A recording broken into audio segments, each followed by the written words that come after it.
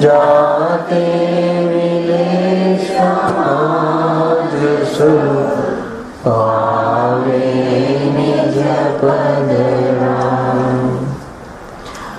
भवना सर्व दुखो तनु कारण मिथ्या भाव तेनी सत्नाश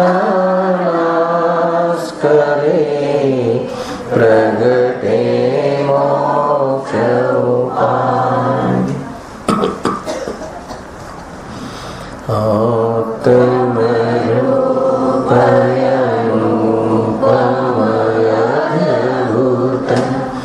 याहि लखे भव सिंधु तरो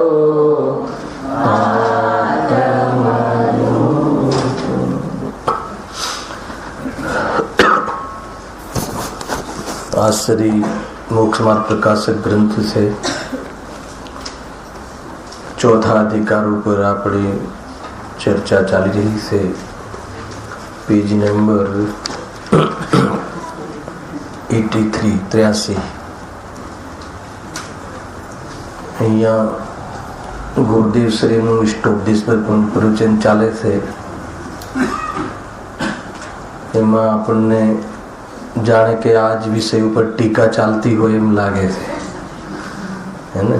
આજે તો રબારીનું ઉદાહરણ પણ આપ્યું, પુત્ર સાથે એકત્વનું. એ જ બધી વાત અહીંયા હવે આવી રહી છે. દુઃખનું જે કારણ છે એકમાત્ર મિથ્યાભિપ્રાય, મિથ્યાત્વ દુઃખનું મૂળ કારણ છે. એનું અહીંયા વર્ણન ચાલી રહ્યું છે. દુઃખના કારણનો પરિચય,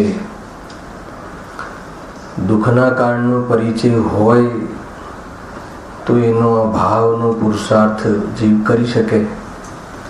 એટલા માટે અહીંયા મિથ્યા દર્શનમાં થતી પ્રવૃત્તિના અંતર્ગત જીવ અજીવ તત્વ સંબંધી અયથાર્થ પ્રયોજન, અર્થાત તો જીવ અજીવ તત્વ સંબંધી જીવની ભૂલ, એમાં એ ટોપિક ચાલી રહ્યો છે કે જીવ ને અજીવ વચ્ચે અર્થાત આત્મા અને શરીરની વચ્ચે ઘણી નિમિત્તિક ક્રિયાઓ થાય છે. એટલે કે કોઈ નિમિત્તની કોઈ જીવના કાર્યમાં શરીરનું કોઈ ક્રિયા નિમિત્ત બને છે તો આ જીવ એમ માને છે કે આ મારું કાર્ય શરીર દ્વારા થયું છે. અને શરીરની કોઈ ક્રિયામાં જીવનું કોઈ જ્ઞાન અને ઈચ્છા નિમિત્ત હોય છે તો જીવ એમ ભ્રમ કરે છે કે આ શરીરની ક્રિયા મેં કરી. આમ નિમિત્ત નૈમિત્તિકમાં કારણ કાર્ય રૂપ બુદ્ધિ કરીને આ જીવ નિરંતર આકુલિત થાય છે. મૂળ વાત તો એ છે. એમાં ઘણી બધી ચર્ચાઓ આવી ગઈ કે શરીરની કોઈ ક્રિયા જાણીને જીવને પોતાને કરતા માને છે. હવે શરીરના સંયોગમાં જે અવસ્થાઓ પ્રાપ્ત થાય છે એમાં પણ મૂળ વાતો જીવને પોતાની ખબર ન હોવાના કારણે હું ચૈતન્ય સ્વભાવ ગાયક ભાવ છું, જ્યાં સુધી આ જીવે એમ નક્કી નથી કર્યું, એનો નિર્ણય નથી કર્યો, એવી અનુભૂતિ નથી, ત્યાં સુધી આ જીવ સંયોગમાં રહેલી વસ્તુઓમાં કોઈ પર્યાયોમાં અહંકાર બુદ્ધિ કરીને આ જીવ આકુલતાને પ્રાપ્ત થાય છે. પેજ નંબર 83 થી આપણે વિષય આગળ વધારીએ છીએ.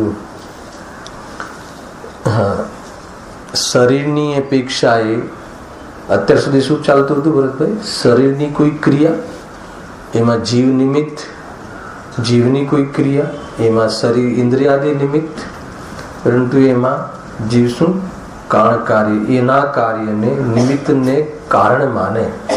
પોતે નિમિત્ત હોય તો પરદ્રવ્યનું કાર્યનું કારણ માને, અને દરેક દ્રવ્ય તો પોતાના અધીન પરિણમે છે.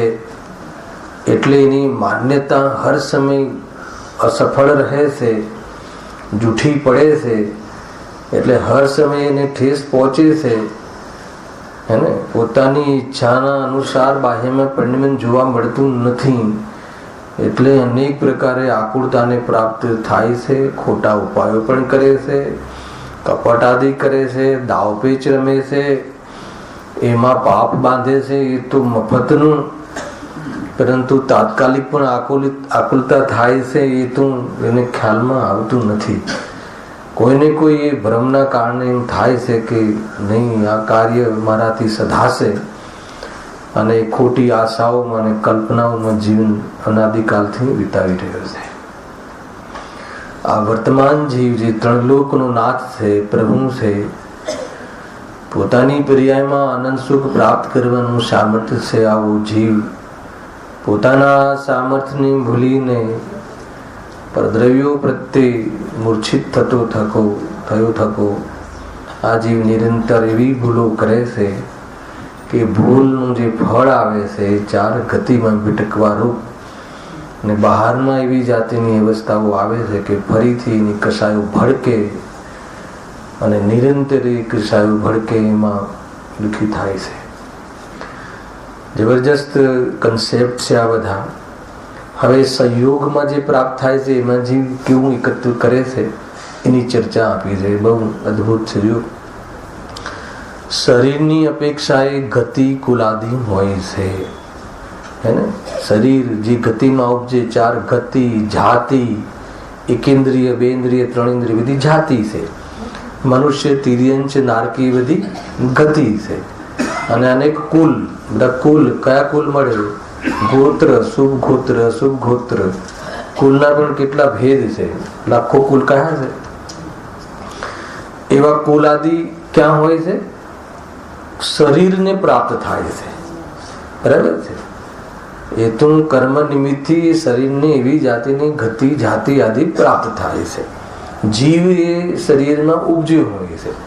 જીવ શું ભૂલ કરે છે, શું માની બેસે છે એમાં જો તેને પોતાના માની, કોને? ગતિ કુલ આદિને પોતાના માની હું મનુષ્ય છું, હું તિર્યન છું, હું ક્ષત્રિય છું, તથા હું વૈશ્ય છું ઇત્યાદિ રૂપ માને છે કે નહીં? જીવ મનુષ્ય છે કે નહીં? નક્કી કરું. હાલ મનુષ્યના શરીરમાં ઉપજ્યો છે, જૈન સંપ્રદાયમાં ઉપજ્યો છે, હે ને. સ્ત્રી, મનુષ્યમાં પણ સ્ત્રીને શરીરને પ્રાપ્ત છે. સ્ત્રીના સ્ત્રી રૂપ પરિણામને કોણ પ્રાપ્ત છે? પાંચ ઇન્દ્રિય રૂપ પરિણામને કોણ પ્રાપ્ત છે? પાંચ ઇન્દ્રિય રૂપ શરીરના પરિણામને કોણ પ્રાપ્ત છે? પૂદગલ પ્રાપ્ત છે, હે ને. કોણ વ્યાપે છે એમાં? પૂદગલ. સ્પર્શ રસ ગંધ વર્ણ અને પાંચ ઇન્દ્રિય જેના અંશ છે, અંગ છે, એવા શરીરને, શરીર રૂપ પરિણામને પ્રાપ્ત આ પૂદગલ દ્રવ્ય ખ્યાલ. એકેન્દ્રિય આદિના ભાવરૂપ ને પંચેન્દ્રિયના ઉત્પાદ રૂપ એવા પૂદગલની જ રચનાઓને, એ રચનાઓને પ્રાપ્ત એ પૂદગલ કે જીવ પ્રાપ્ત છે, હે ને. જીવ પ્રાપ્ત છે એમ કહીએ એટલે એમ થઈ જાય જીવ ત્યાં સંયોગમાં આવે છે, અથવા આવું શરીર એવા જીવના સંયોગમાં હોય છે. તો આ જીવ શું માની લે છે? હું મનુષ્ય. તો એ જે મનુષ્ય આદિ જે ભાવ છે એ ભાવ પરમાર્થથી જીવ નથી, પરમાર્થી જીવનું સ્વરૂપ નથી, પરમાર્થી જીવના નથી. કેમ કે ક્ષણિક યોગ્યતાઓ, ક્ષણિક પરિસ્થિતિઓ જીવની સાથે જેમ જ્ઞાન અને આત્મા તાદાત્મ્ય રૂપ છે, જેમ અગ્નિ અને ઉષ્ણતા તાદાત્મ્ય રૂપ છે, એમ સદાકાલ રહેતા ન હોવાના કારણે એનું સ્વરૂપ નથી. છતાં જીવ ભ્રમથી એને પોતાનું સ્વરૂપ માની, અચ્છા એ માનીને કરે શું છે? એક તો મિથ્યાત્વમાં એ પોતાનું માને છે, અને એમ માનવાના કારણે શું કરે છે? એને એને ટકાવી રાખવાનું, એને એ સંબંધી એનો ઉપયોગ એમાં લીન રહે છે, અને આ જીવને કારણે આકુળતાને પ્રાપ્ત થાય છે. આકુળતાને પ્રાપ્ત કેમ થાય છે? કેમ કે એ તો ક્ષણિક જ છે, એના અનુસાર પરિણામ થવાનું નથી. આ લોજિક ધ્યાનમાં રાખે. અને એ ખ્યાલમાં આવવા છતાં જીવ તીવ્ર મોહમાં એનું ધ્યાન ત્યાં જતું નથી. ગજબની વાત. જો હા, શરીરનો સંયોગ થવા, જો ઓર વાત બતાવી અહીંયા સુધી ગતિ આદિ. હવે શરીરનો સંયોગ થવા અને છૂટવાની અપેક્ષા એ જન્મ મરણ હોય છે. તેને પોતાના જન્મ મરણ માની હું ઉપજ્યો, હું મરીશ એમ માને છે. આ બી સિમ્પલ છે. ઘણી વાર આપણે અહીંયા ચર્ચામાં લીધું છે કે શરીર ઉપજતા શું માને છે? હું ઉપજ્યો. અને શરીર નાશ થતા એમ માનો કે હું નષ્ટ થયો. શરીરના અનંત વાર શરીર મળ્યા અને શરીર ગયા, પણ આ જીવ તો અનંત કાલથી રહ્યો છે ને, હે ને? અનંત વાર શરીર મળ્યા ને અને અનંત વાર ગયા, પણ એમાં એનો ક્યાં એનો જન્મ અને મરણ થયો છે આત્માનો? એ વિચાર કરવા જેવું છે ભાઈ, એમ છે. બહુ વિચારવા જેવું છે. જન્મ મરણ જે અહીંયા કહે છે, લોકની અંદર જે જન્મ મરણ કહે છે, વ્યવહારથી શાસ્ત્રમાં પણ શરીરને મળવાને જન્મ અને શરીરના છૂટવાને મરણ કહે છે. એ વ્યવહાર કથન છે. પરમાર્થથી જીવ મળતો નથી. કેમ કે પરમાર્થથી જીવ જન્મતું નથી. એનો કોઈ નવું ઉત્પન્ન થતો હોય, ઉત્પન્ન થાય તો વ્યયનો પ્રસંગ આવે છે, પણ જે ઉત્પન્ન જ નથી થતો તો વ્યયનો પ્રસંગ ક્યાં છે? જો એને જીવનું અનાદિ અનંતપણું અને આ જન્મ આત્મા, જે અજન્મ આત્મા છે, એનું સ્વરૂપ ખ્યાલમાં આવે તો આ જન્મ મરણના પ્રસંગો એના છે નહીં, એના પોતાના નથી. અને એ પ્રસંગોમાં એનું ઇન્વિટેશન પણ શું થશે? હવે નહીં થાય. હવે ઇન્વિટેશન નહીં મળે એને. બોલો, એ ગૌરવ છે કે કલંક છે? કોઈના પ્રસંગમાં ઇન્વિટેશન ન મળે, હે, એ કલંક છે કે ગૌરવ છે? ખ્યાલ આવે? કયા પ્રસંગમાં? દુનિયાના કોઈ બી પ્રસંગમાં ઇન્વિટેશન મળવાનું બંધ થઈ જાય, ખ્યાલ આવે? ભલે આપણે કહીએ આવો પ્રભુ, આવો સન્નિધિ કરણ આદિ કહીએ છીએ, આવે પ્રભુ એમ છે. આવન જાવન એ શોભા નથી, એ રખડવાના અંતર્ગત વાતો છે. આવું જવું શોભતું નથી. અને જન્મ મરણ તો જીવને એમાં હું જન્મ્યો ને હું મર્યો એવી ભ્રાંતિ હોવાના કારણે એ પ્રસંગ તો દુઃખમાં નિમિત્ત બને છે. બોલો, જન્મ મરણના કારણે દુઃખી છે? બોલો, જન્મ આપણે સાયલન્ટ રાખીએ, કેમ કે જન્મમાં તો દુઃખનું આપણને ભાસતું જ નથી. જન્મમાં તો આપણે એને તો મનાવીએ છીએ, બર્થડે ઉજવીએ છીએ, એ તો આપણે સુખનો વિષય છે ને, તો આપણે જન્મને સાયલન્ટ રાખો. બરાબર છે? જન્મ બોલો, ફરીથી એક શરીર નવું ધારણ કરવું અને વળી પાછું બધી જ એ જ વસ્તુ વિચાર તો કરો. અને મરણ, મને બતાવો કે જન્મ મરણ આપણને એ શોધવું છે. દુઃખનું કારણ જન્મ મરણ નથી.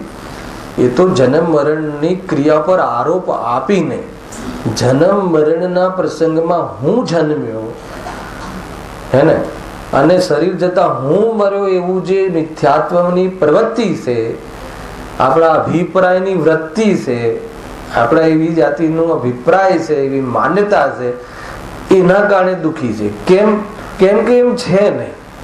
શરીરના જન્મવાથી હું જન્મ્યો છું એમ છે નહીં, અને એના જવાથી હું નષ્ટ થઈ જાઉં છું એમ છે નહીં. અને સ્વરૂપની વિરુદ્ધ અયથાર્થ સદ્ધાન, હે ને, જેવું સ્વરૂપ છે એવું ન માનવું, એવી ભૂલના કારણે આ જીવ, હે ને, ભૂલો પડ્યો છે. બાવરો બનીને જીવ શું થશે એમ વિચારે છે. જો વૈરાગ્યના પ્રસંગોમાં એ જે મરણ થાય છે ને, એને પણ ચર્ચામાં લેવામાં આવે છે. જીવ કોઈ પર્યાયમાં બહુ ચોટ્યો હોય, જીવ કોઈ પર્યાયમાં બહુ એને એકત્વ અને એને પોતાનું સર્વસ્વ અને એનો જ પોતાનો આધાર ને અસ્તિત્વ માન્યો હોય, તો એને પછી આ જે વ્યવહારથી જન્મ મરણ થાય છે ને, એના આધારે પણ એને ત્યાંથી વૈરાગ્ય લાવવા માટેની પ્રેરણા શાસ્ત્રમાં આપી છે. ખ્યાલ માનો તમને આ ઘર છે, આ મકાન છે, આ કુટુંબ છે, અને સંસ્થા છે, સમાજ છે, એમાં એમ લાગે કે બસ આપણું આ બધું કર્તવ્ય ને દાયિત્વ છે, 10-15 દિવસ આપણે યાત્રામાં સાથે રહીએ અને વિદાયનો દિવસ આવે તો પણ 15 દિવસમાં પણ એટલો રાગ થઈ જાય છે ભાઈ. 15 દિવસ આપણે એક સાથે રહીએ, 5 દિવસ યાત્રાઓમાં, તો છેલ્લા દિવસે તો જાણે એમ લાગે કે માથેથી છત હટી ગઈ, હે ને? એવું લાગે છે ને, જાણે એમ લાગે કે કશું રહ્યું નહીં. જીવને ક્યાંય બી તરત આદત છે અહમપણું કરવાની, કોઈ બી પોઝિશનમાં. તું કહે છે કે તું પરમાર્થને માની લે, આંખ બંધ કરીને 2 મિનિટ વિચાર. એકવાર વિચારવું જોઈએ. આવું 2 મિનિટ આમ બસ વિચારો કે આંખ બંધ થઈ ગઈ આપણી. બને છે કે નથી બનતું? ચક્રવર્તીઓ હીરાના પલંગે સૂતા અને બીજી સવારે પ્રભાતમાં તો નરકમાં મળે. ખ્યાલ આવે ને? શું થયું? 2 સેકન્ડ આમ વિચારવા જેવું છે કે આંખ બંધ થઈ જ્યાં તે બધું જ બદલાઈ ગયું. આખો એપિસોડ બદલાઈ ગયો. ખ્યાલ આવે કે નહીં? ક્યાં જન્મ થયો ને ક્યાં કોણ મળ્યું ને શરીર બદલાઈ ગયું, જાતિ બદલાઈ ગઈ, ભાષા બદલાઈ ગઈ, બધા પાપ પુણ્ય બધા અલગ અલગ ખેલ બતાવવા લાગ્યા. વિચારવા જેવું છે. એમ લાગે કે આપણે જેની પાછળ એવા લાગ્યા છીએ કે આજ મારું સર્વસ્વ ને આજ મારું જીવન છે અને આને સંભાળવું ના ટેક હે ને, કેરટેકર. બરાબર ઇંગ્લિશ ભાઈ? કેરટેકર બરાબર ને?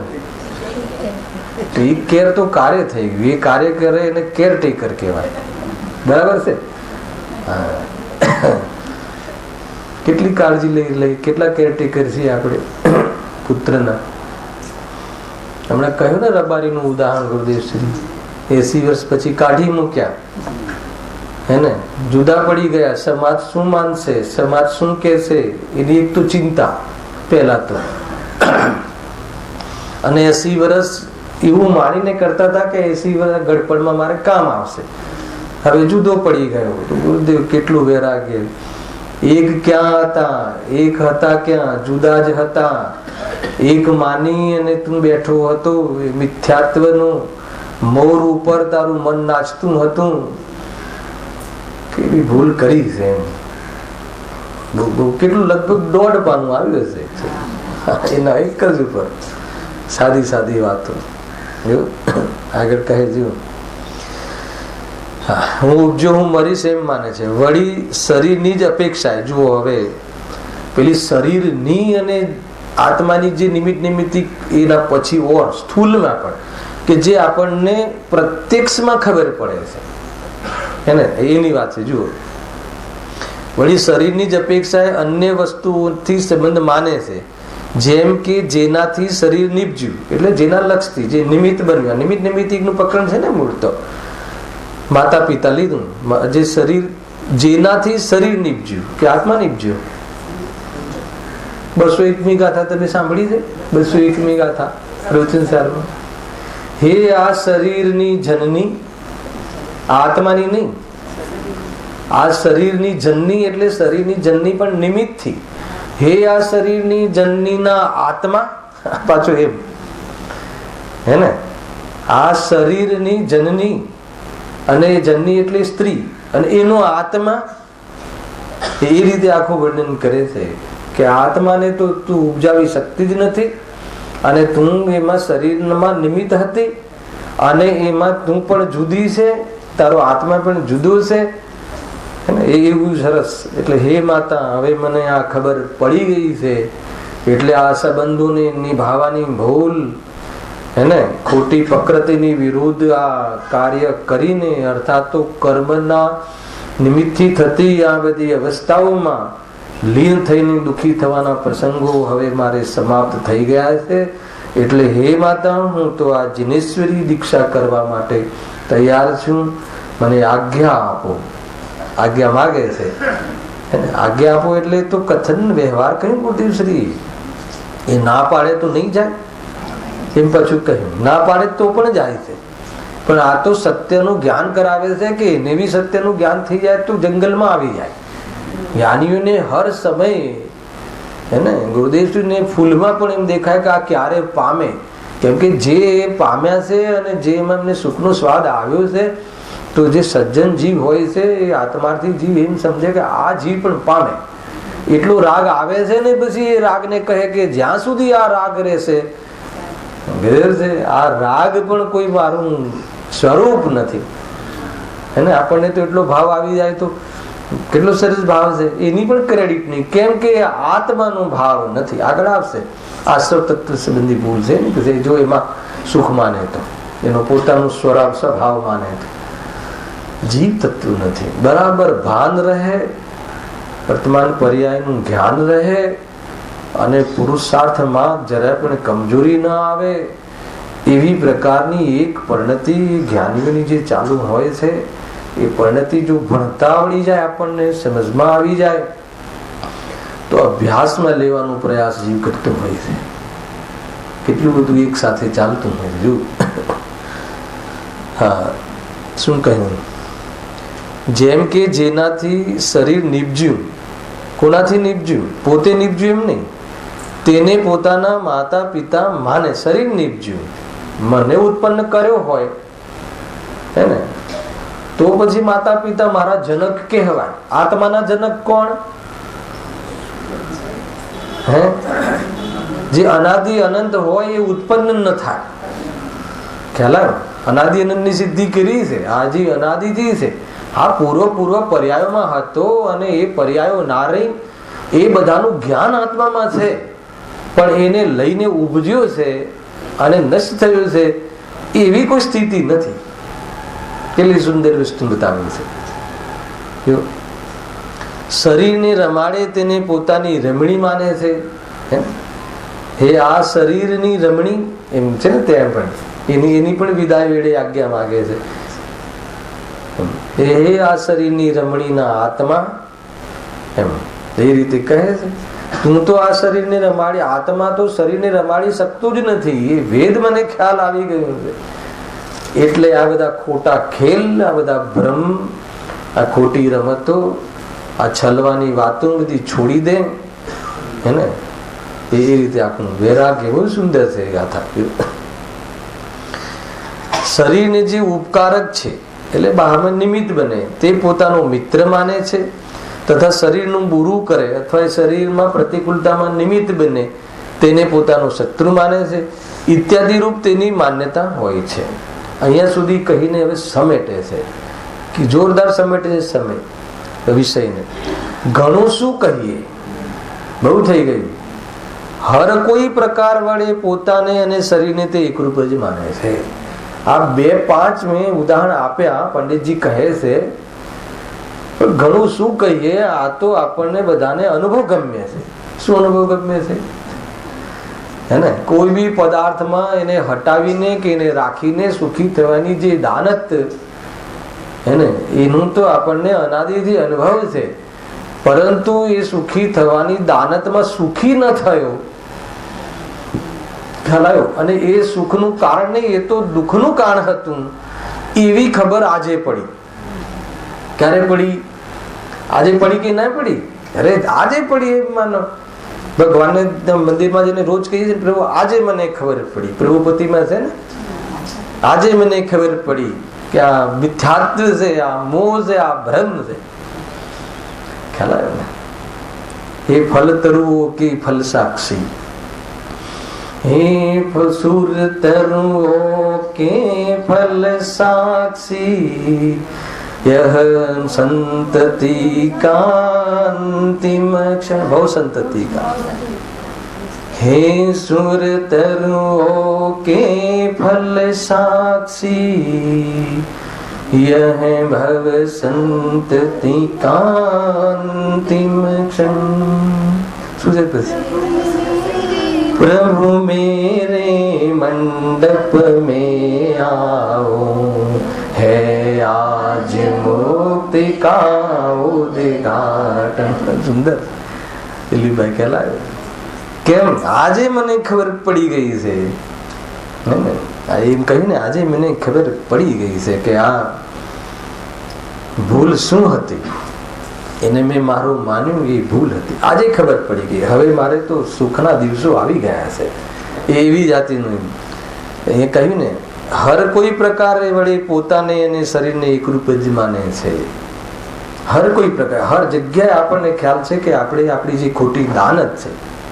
શું વાત હતી? આપણે કોઈ બી જ્યાં આપણા કોઈ જ્ઞાનમાં ઘે બને તો એના પર અધિકાર જ્ઞાન સ્વભાવ પર ધ્યાન ન જતા એ જ્ઞેયાકાર જ્ઞાન એમાં આસક્ત થતો, જ્ઞાન સામાન્ય નો આવિર્ભાવ કરી, અપરાધ કરી, જ્ઞાન સામાન્ય અથવા તો જ્ઞાન સ્વભાવ જે ત્રિકાલ સ્વભાવ છે એનો અનાદર કરી એ અલ્પ જ્ઞાનમાં કાં તો અહંકાર કરે છે, કાં તો જે ધ્યેય બને છે એમાં કોરી કલ્પનાઓ કરે છે, ખોટી દાનત કરે છે, એમાં કોઈ અનુકૂળ ભાષે એના ઈચ્છાને મેળ ખાઈ જાય તો એને ઈષ્ટ માને છે, અને કોઈ એની ઈચ્છાને અનુકૂળ ન લાગે તો એને પ્રતિકૂળ માને છે, અનિષ્ટ માને છે. એમ માનીને ખોટી દાનત છે. પણ એ વાત બરાબર છે. વાત આપણે શું હતી? એવી દાનત હોવા છતાં સુખી થયો તો સુખી ન થયો એ ખોટી દાનત હતી. અરે એ તો દુઃખની પદ્ધતિ હતી. એ તો દુઃખી થવા ન ખોટો પુરુષાર્થ હતો.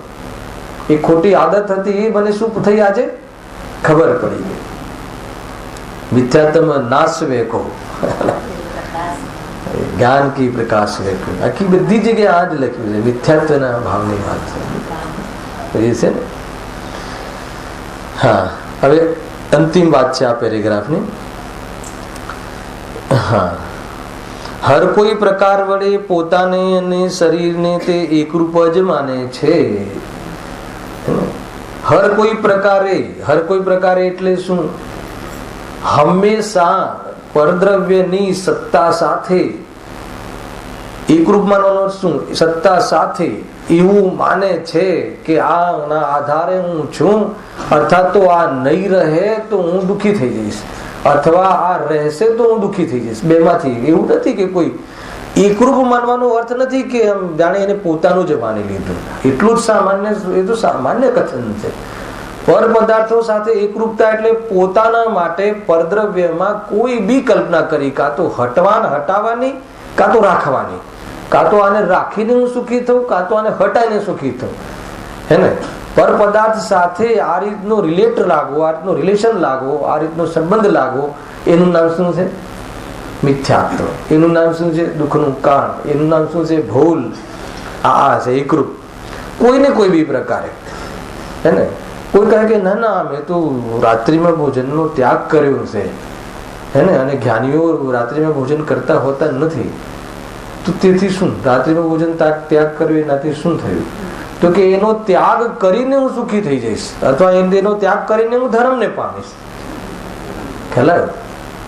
તો એનો જેને ધર્મ પ્રગટ થયો છે, વિતરાગતા પ્રગટ થઈ છે, એને રાત્રિ ભોજન હોતું નથી એ વાત જુદી છે. પરંતુ રાત્રિ ભોજનનો ત્યાગ કરીને હું ધર્મ કરીશ. કોઈ કહે કે હું 2 ટાઈમ પેટ ભરીને સુખી થઈશ, કોઈ કહે કે હું ભોજનને છોડીને હું ભૂખ્યો રહીને સુખી થઈશ. તો એ છે એકરૂપતા. તમને એકરૂપતાનું ભાવાસન કરાવું છું. ધર્મ ક્ષેત્રની વાત નથી કરતો, કર્મ ક્ષેત્રમાં પણ આ ચાલે છે. હે ને?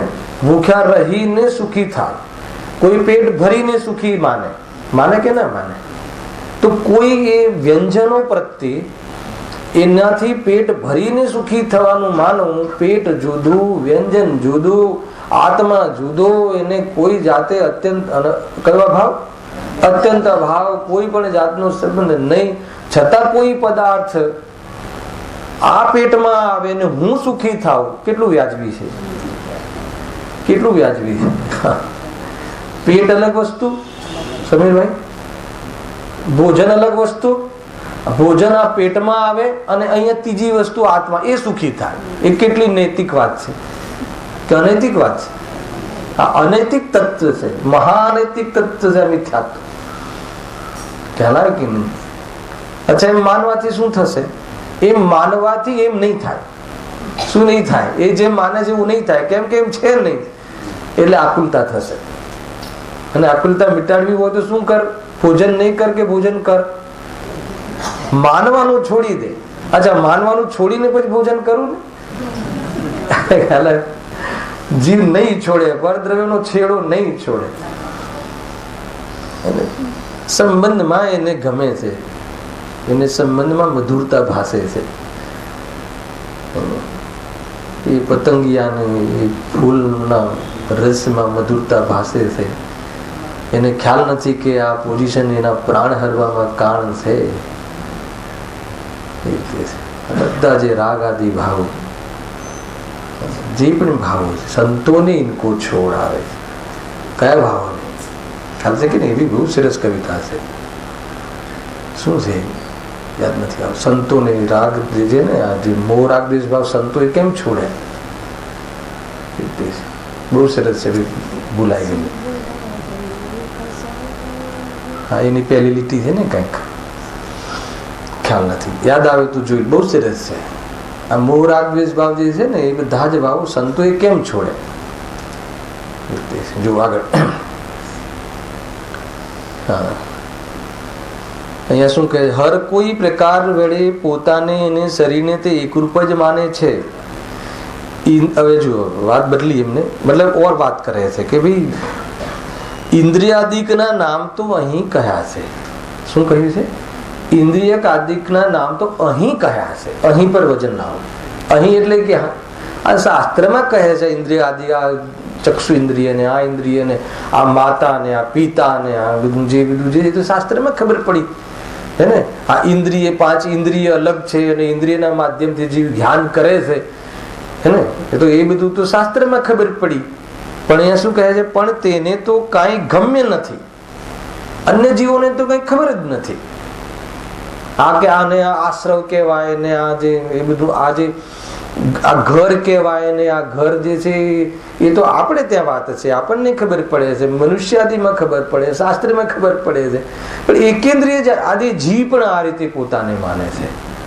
એકેન્દ્રિય જીવ આદિ પણ જે શરીર જે પેલું ડાળી હલે ને, તો આ ડાળી કહેવાય એવું એને ગમે નથી, પણ હું હલાવું છું એવું માને.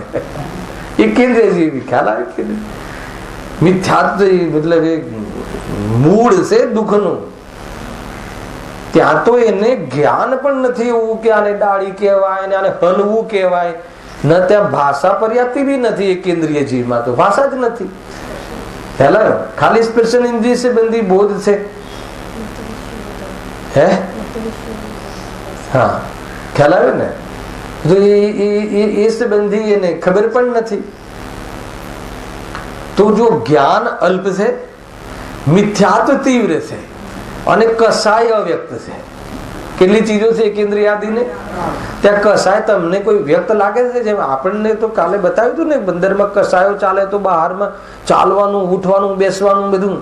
ક્રોધમાં વ્યક્તિ ચાલે હે ને, અને કસાયમાં અને રાગમાં વ્યક્તિ ચાલે, અને અંદરમાં પ્રેમ ભાવ પ્રગટ્યોને વ્યક્તિ ચાલે.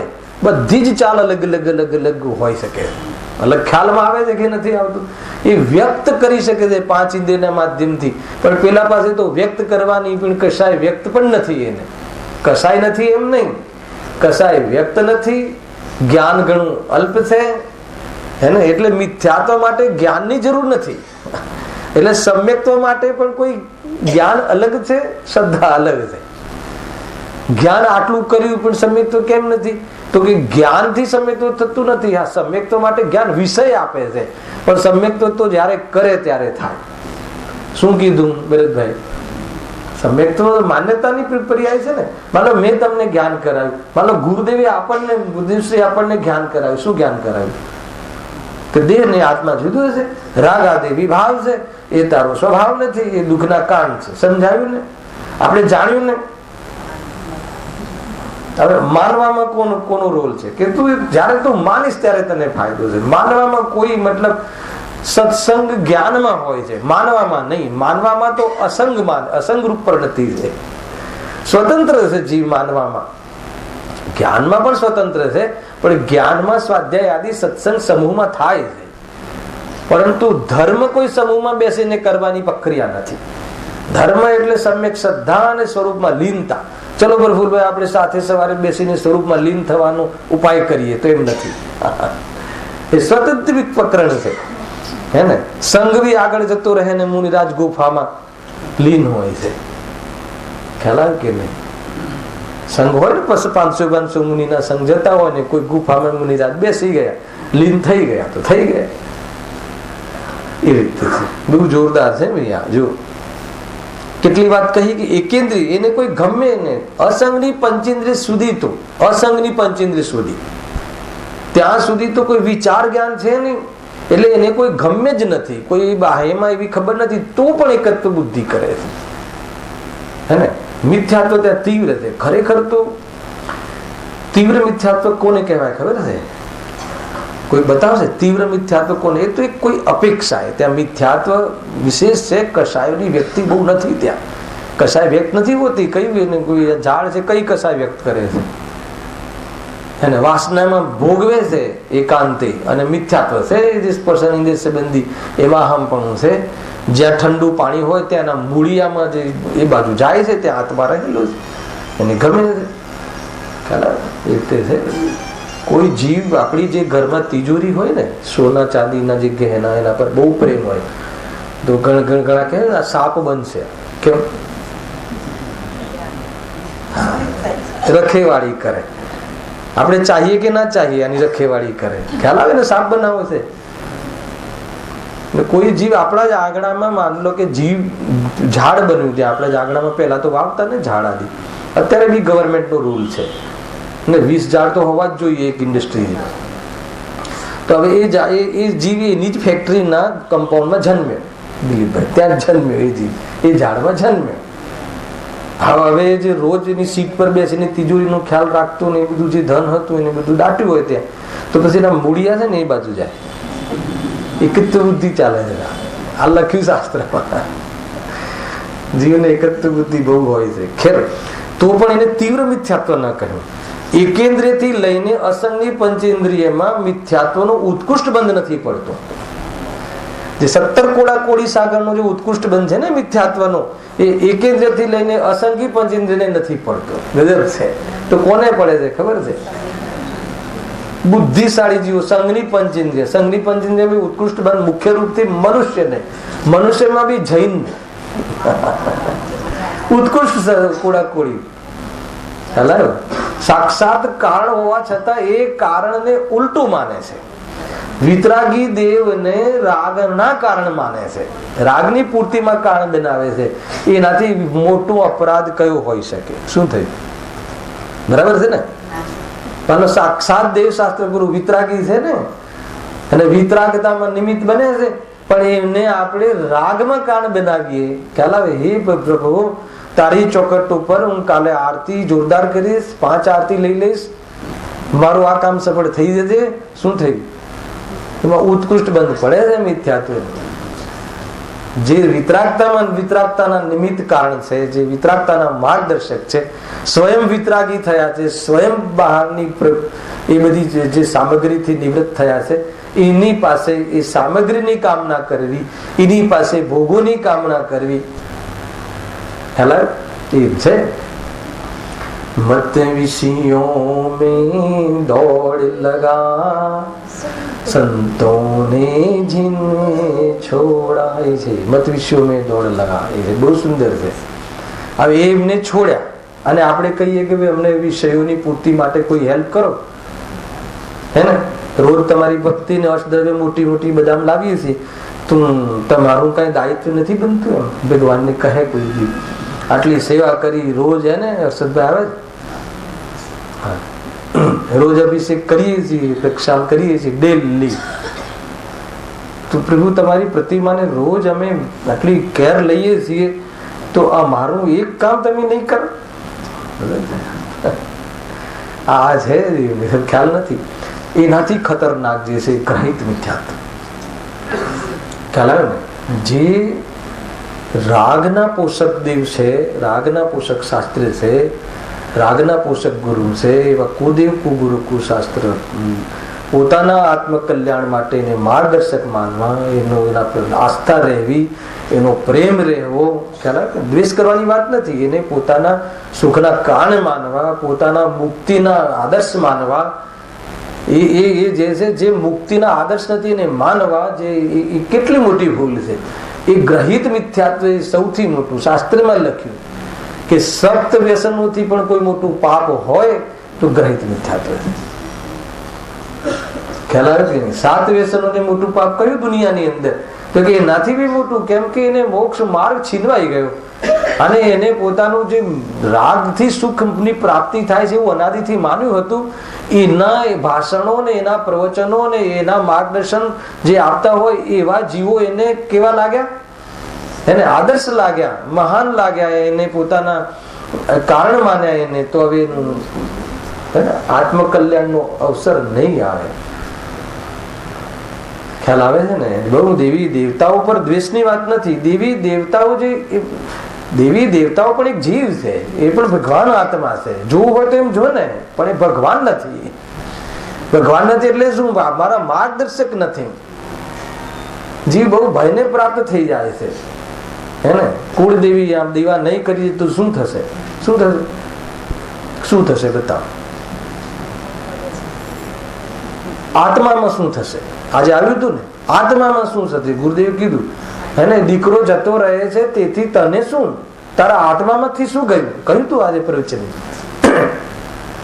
કુળદેવીના દીવા ન કર્યા એ તો બાહ્ય નિમિત્ત અને તમારા પાપનો ઉદય. અને પાપના ઉદયમાં કહ્યું તું ગુરુદેવ શ્રી આ બી પાપનો ઉદય, અને પાપના ઉદયમાં એ છોકરાનો સત્સંગ તમારો ન રહ્યો, ખ્યાલ આવ્યો? તો કાંઈ તને થઈ ગયું એમ નહીં, બહુ જોરદાર કહ્યું. એમાં તારું શું ગયું? આ વાત આપણને એ તરફ ધ્યાન જ જતું દિલીપભાઈ. એમાં આપણું શું ગયું?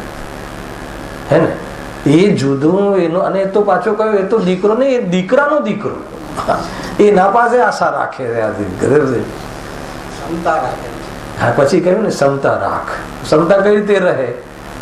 મારું કઈ ગયું નથી, એને એ પણ એકલો, એ પણ જુદો ને હું પણ જુદો, અને એ પણ પૂરો ને હું પણ પૂરો. મારે સંભાળ રાખવાની કે રખાવાની કે રક્ષા કરાવવાની જરૂર જ નથી, કેમ કે હું એક દ્રવ્ય છું અને દ્રવ્ય અનાદિ અનંત હોય છે, અને મારામાં અનંત ગુણ છે. ગુણ પર્યાત્મક વસ્તુ છે. બતાવો વસ્તુ સ્વરૂપથી જુઓ, કોઈ ભૂલ જ નથી. વસ્તુમાં ભૂલ નથી. એને વસ્તુને જોવામાં ભૂલ થઈ શકે છે, અને જોવામાં ભૂલ કરવાથી પણ વસ્તુમાં ભૂલ થતી નથી.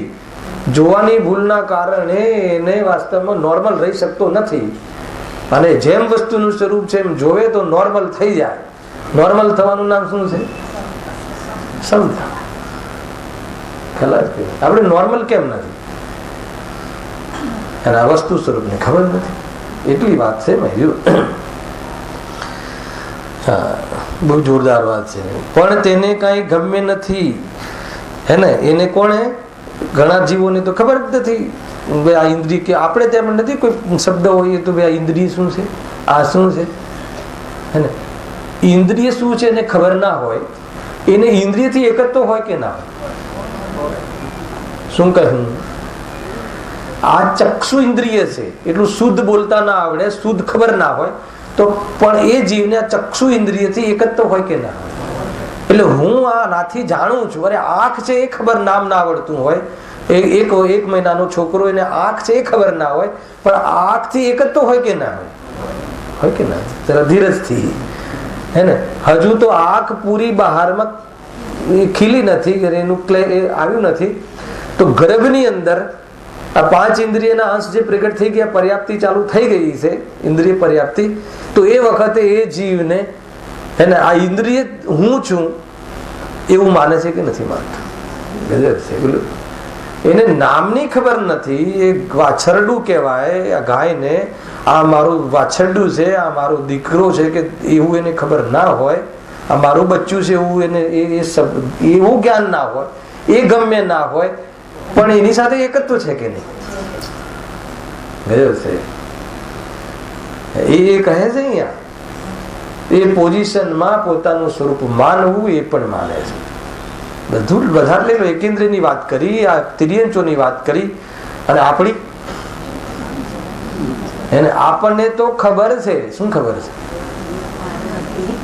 એને આપણને તો ખબર છે. 25 વર્ષથી કોલ આવે છે. મહાપુરુષ ગુરુદેવશ્રી નો કોલ 25 વર્ષથી આવે છે.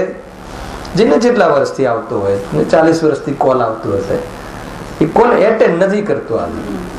કેટલું અપમાન! ખરા, કોલ એટેન્ડ નથી કરતો એનો અર્થ ખબર પડી ગઈ એમ છે. ગુરુદેવસિંહ તો કલમ લાવે, કોલ કરાર કર્યા છે, સર્વગી ભગવાન કોલેજના ન્યાય છે એને એ આ ન્યાય તું ભણ અને મતીને સરખી કર. હાલાકી ભાઈ જોરદાર. કાંઈ પણ બાકી નથી રહ્યું ગાઈડન્સમાં.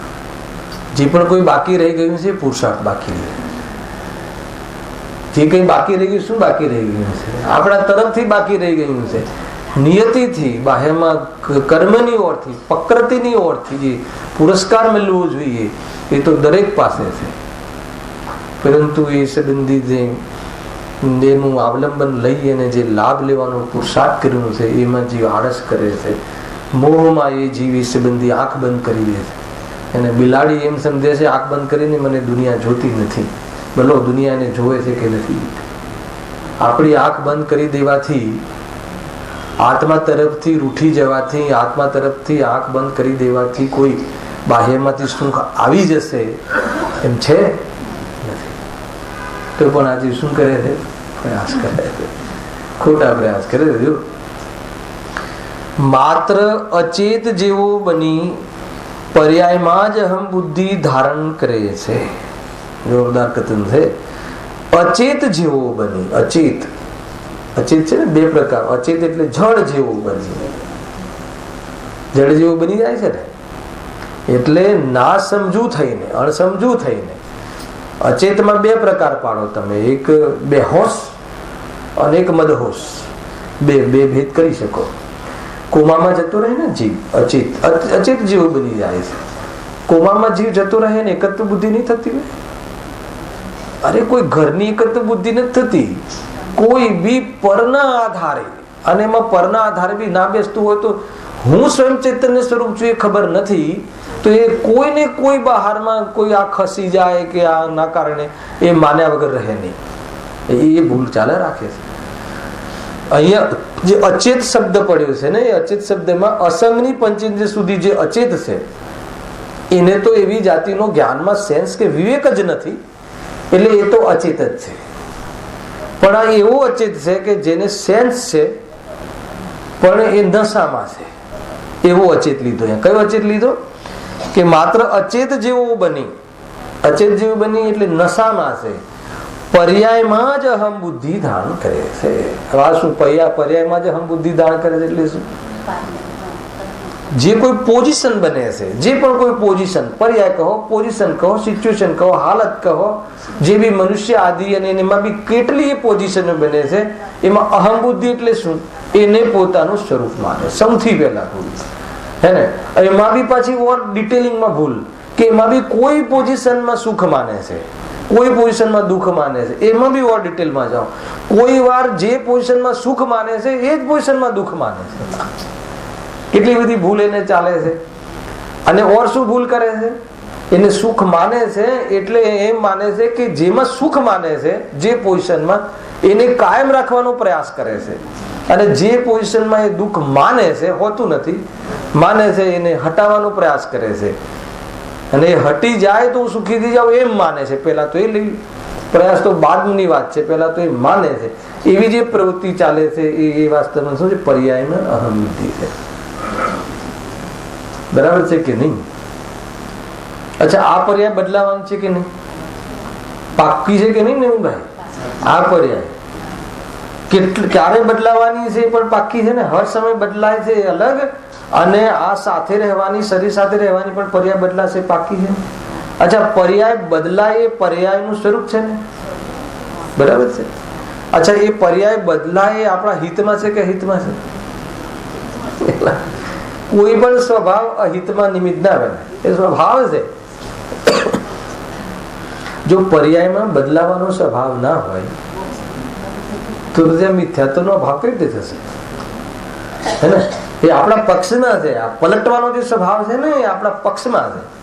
હે ને? આપણા વિપક્ષમાં નથી, વિરોધ પક્ષમાં નથી. પલટવાનો જે સ્વભાવ છે, પણ આપણે પલટવાના સ્વભાવમાં મારી ઈચ્છા અનુસાર પલટાય એને શું કહેવાય? પર્યાય બુદ્ધિ. એ છે મારી ઈચ્છા અનુસાર પલટાય. હું જયારે ઈચ્છું ત્યારે પલટાય. તમને એમ લાગતું છે કેમ આટલી ડિટેલ કરો છો? તમે વિચાર કરો કે આવું થાય ક્યારે પલટાય? જ્યારે મને પ્રતિકૂળ લાગે ત્યારે પત્ની ના રહે તો સારું, જ્યાં સુધી મને અનુકૂળ રહે ત્યાં સુધી કાયમી રહે તો સારું. એટલે આપણે હર ચીજમાં આ રીતની કલ્પના કરીએ છીએ, પણ એ પ્રમાણે થાય નહીં ને. એટલે બહુ સરસ ન્યાય આપી દીધો કે ભાઈ પર પદાર્થો તારા આધીન નથી પરિણમતા, તારા ઈચ્છાના આધીન નથી પરિણમતા. સુખી થવું હોય તો ઈચ્છાનો અભાવ કર તો સુખી થવાય, અને એ થઈ શકે છે. બસ આટલી વાત પકડી લેવી હે ને. ઈચ્છાનો અભાવ થાય તો જીવ સુખી થઈ શકે છે, અને ઈચ્છાનો અભાવ થાય તો જીવ સુખી થઈ શકે છે, ને ઈચ્છાનો અભાવ થઈ શકે છે. કેમ થઈ શકે છે? કેમ કે એ સ્વભાવ નથી એને પરલક્ષથી થતો ભાવ છે, એનું નિમિત્તપણું નિમિત્તની દ્રષ્ટિ હટતા અથવા સ્વભાવની દ્રષ્ટિ થતા શું થાય છે?